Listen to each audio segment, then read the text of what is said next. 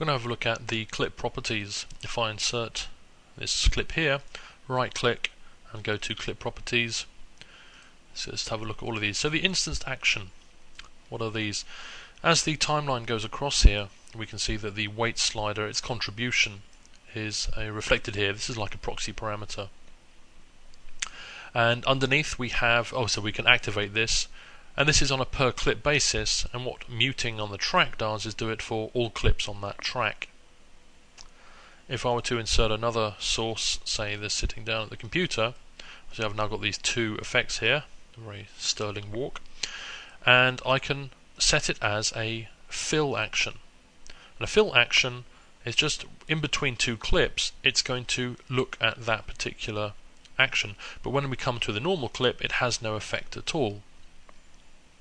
If I add another track and add another clip on the side here, I now have two actions which are fill. I can change their priority, so if these are slightly different, when we come to a gap it's going to look at the fill actions and take the one with the highest priority. There we go. Get rid of those.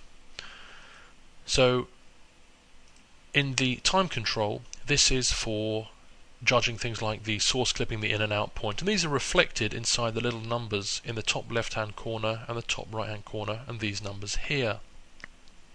You notice that right at the beginning he pops away and jumps back, so if you notice I can take this and either type it in manually, so if I were to say the in is say 1 frame later, maybe 2 frames later, you can now see that when we enter into the animation there is no popping, like so. I can visually do this and then clip, like trim before, and now that's going to update here, so that's another way of doing it.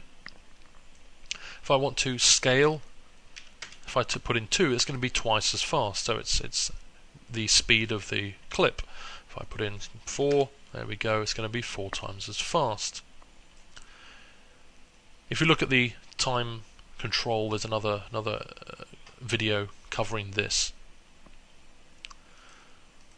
We also have the preset, or what the name of the clip is, and whether or not it's loaded, whether or not it's an internal to the scene, and if it's offloaded, what its name is. We can also have there's another video covering this as well, but this also shows the original source data here.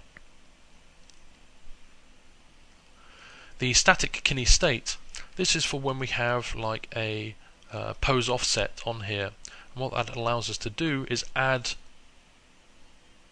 here we go, parameters onto the clip, just simply by putting it and offsetting it based on the hierarchies which are defined inside the clip item information, or the exfo. So this is what it's looking at, and it looks at the top hierarchy and then uses that to offset it. If we then go to the clip item information, all of the properties inside the clip are listed here. This is the same as if I were to right click and go to the animation editor. Here are all of the properties defined in a flat list. What the clip item information allows me to do is access the current status or the activeness of individual parameters. So if I wanted to remove the upper body movement and just toggle it's active, just missed that one there.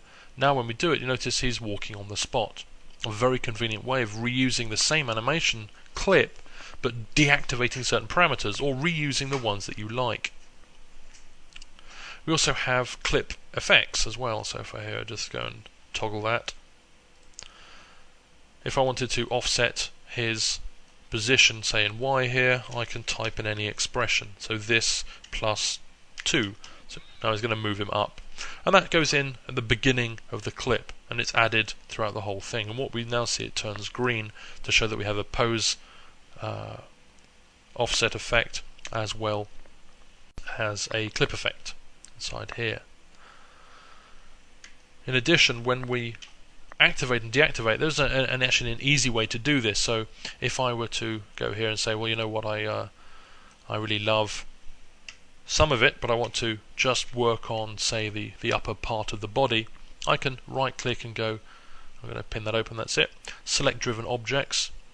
I can see what is driving the action, and I can deactivate certain things. So if I just want the upper body movement, I can go in here and say, okay, that's great, let's just get rid of these, don't need these anymore, like so. And with the clip selected, I can go clip split in space. What that does, it creates a new clip and deactivates that which I didn't want to use. So inside here, if I were to select this, here are all the items active. If I select this one, and I should just refresh it, there we go, all of those have been deactivated. If I mute this now, you can see that I've just got the upper body movement and the legs have stayed exactly where they are. So sometimes it's useful for things like repeating parts of the animation. So now I've got leg animation there, and then upper body animation here. I can either put these together or change the timing slightly. So if we wanted a repeat at the end, say you have an arm wave, you can split out the arm wave and then just repeat it and cycle it off and scale it down, that sort of thing. So it's taking one clip, deactivating certain portions, and then reusing it again and again and again.